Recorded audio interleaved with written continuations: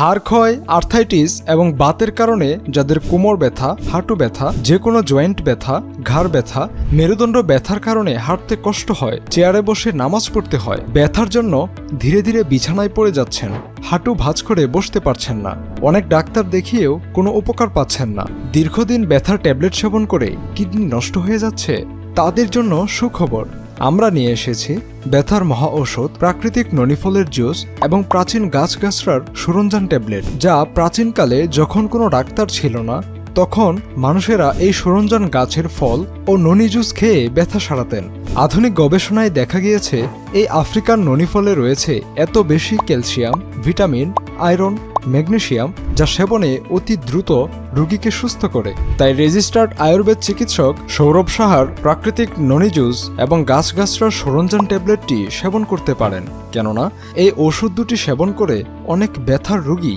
সুস্থ হয়েছেন। ডাক্তার সৌরভ সাহা কর্তৃক এই প্রাকৃতিক ননি জুস এবং সরঞ্জাম ট্যাবলেট সংগ্রহ করতে আজই মেসেজ করুন আমাদের ফেসবুক পেজে অথবা কল করুন স্ক্রিনে দেওয়া নাম্বারে।